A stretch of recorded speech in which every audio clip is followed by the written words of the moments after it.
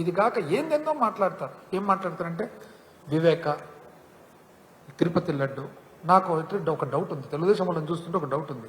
మీరు రాయి మా మీద వేస్తున్నారా, చంద్రబాబు నాయుడు గారి మీద వేస్తున్నారా? ఇదైతే నాకు డౌటే. ఎందుకంటే ఇప్పుడు ఈ తిరుపతి లడ్డుకు సినిమా ఎవరు మీరే తీసినారు. దీనికి ఒక ఆయన ఉండే చూడండి, మొత్తం సినిమా అంతా ఆయన్నే తీస్తుండే, ఆయన్నే ప్రొడ్యూసరు, ఆయన్నే దర్శకత్వం, ఆయన్నే ఇది. అట్లా మీరు దీనికి స్క్రిప్ట్ మీరే రాసినారు, దర్శకత్వం మీరే చేసినారు, నిర్మాత మీరే, హీరో మీరే, చివరకు మీరే జోకర్ అయినారు, మీరే విలన్ అయినారు. ఇది కనుక్కున్న తర్వాత చంద్రబాబు నాయుడు గారు ఏమన్నారంటే ఇక మీదట ఫుల్ స్టాప్ అన్నాడు. ఎప్పుడైతే హెరిటేజు, ఇందాపూరు అక్కడి వరకు పోయిందో ఆయన్నే ఉండి ఇంకా ఫుల్ స్టాప్, దయచేసి ఇంకా ఏం మాట్లాడొద్దండి. ఆయన చంద్రబాబు నాయుడు గారు పాపం ఒక స్టెప్ వెనకాలకి వేసినాడు. డిఫెన్స్లో పడి వెనకాలకి పోతే మీరు మాత్రము అందరు మంత్రులను గమనిస్తున్నారు కదా, అక్కడక్కడ చిలక కొట్టుడు కొడతారనమాట. నా డౌట్ ఏమంటే ఒకరిని అడిగినా కాదు మీ లీడరే వద్దంటుంటే మీరు ఎందుకు అట్లా గెలుపుతున్నా అంటే అట్లా అప్పుడప్పుడు వేస్తుంటే నేను పోయేది అంటారు. మాకైతే డౌట్, మీరు రాళ్ళు వేస్తుండేది మా మీద కాదు, చంద్రబాబు నాయుడు గారి మీద. ఏం చేస్తుంటారని దయచేసి నేను ఒకటి చెప్తా. అసలు నిజం చెప్పాలంటే ఇంకా అదర్ సబ్జెక్ట్స్ కూడా ఉన్నాయి, కాకపోతే నెక్స్ట్ టైము.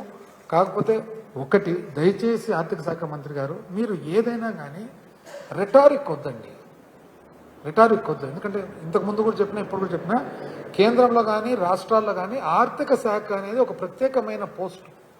అది చాలా హైలీ రెస్పెక్టెడ్ పోస్ట్. ఏ ఒక్కటి కూడా మనం పొరపాటు మాట్లాడకూడదు. పొరపాటు మాట్లాడితే మనం చేస్తుండేది ఎవరికి అన్యాయము? ఆ కుర్చీకి అన్యాయం, ఆర్థిక శాఖ అనే కుర్చీకి అన్యాయం. ఎందుకంటే మన ఆర్థిక శాఖల స్పెషాలిటీ ఏమంటే ఎవ్రీ సింగిల్ మాట మనం మాట్లాడేది ఫిగర్తో జస్టిఫై అయ్యిండాలా, ఫిగర్తో స్ట్రెంగ్తన్ అయ్యిండాలా.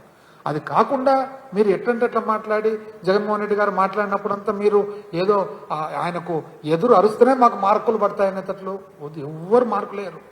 ఎందుకంటే ఇప్పుడు మార్కులు పబ్లిక్ వేసే టైం అయిపోయింది. నెక్స్ట్ మళ్ళా ఎలక్షన్స్, ఇప్పుడు పబ్లిక్ వాచ్ చేస్తున్నారు. ఇప్పుడు నేను చెప్పిన ఫిగర్స్లో ఒక్కటన్నా బాగా డీటెయిల్గా వినండి.